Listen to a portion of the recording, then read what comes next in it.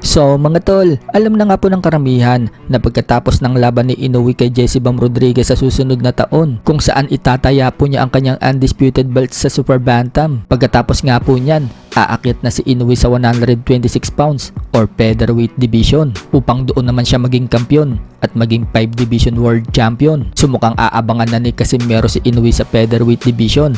May nagtanong po kasi ng isang fan kay Casimero kung kailan daw niya patutulugin si Turtle ng Japan. Sagot ni Casimero, kapag kumasa na daw siguro sa kanya si Inoue at baka sa 126 pounds na daw sila magkita. So ibig sabihin lang niyan, sa susunod na laban ni Casimero sa featherweight division na ang kanyang laban. Binunyag naman ni Casimero ang paraan niya kung paano niya hindi papormahin si Inoue. Kapag nag-cover daw si Inoue sa harap niya, patay daw ito sa kanya. Mapuputol daw ang bitukan nito. Ibabody shot daw kasi niya itong si Inoue. Kapag sumuntok naman daw si Inoue ng marami, kakaunterin naman daw niya ito ng hook. Bukan mo siya, kay muan na siya, kanang magpasumbag siya, patay siya, putol niya tinay, kay bali, bang, bali man.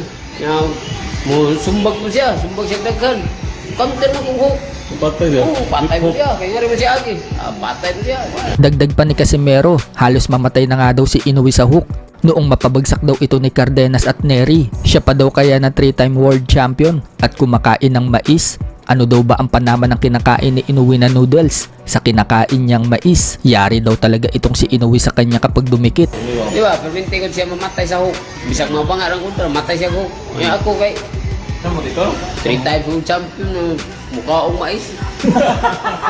Bang! Nagun! Nagun? Lugaw ako na mo, noodles. Kahumo ka na noodles.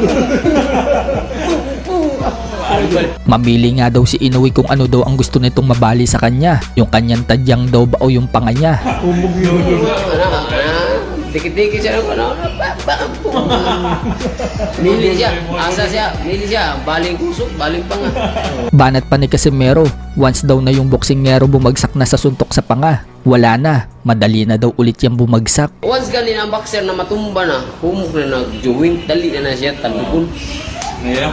Ngayon din na yun? Pagmamalaki naman ni Casimero, siya daw hindi pa nakakaranas na bumagsak pag tinamaan siya sa panga. Napaka-basic lang, kinakain lang daw niya yung kamao ng kalaban. Kuha mo katilaw na. Tulugong ba? Basic naman na ako, panganto. Panganto na yung kumo na akong nilang, ano yung sas. Layo rin yung kumo sa akong kinakaon. Tauan ba? Tauan ba kung... Ano ka na kumulo? Ay, pahilampos lang na mo eh. Lampos. Pisik-pisik rin na naman yung kumo. Uy, kung ba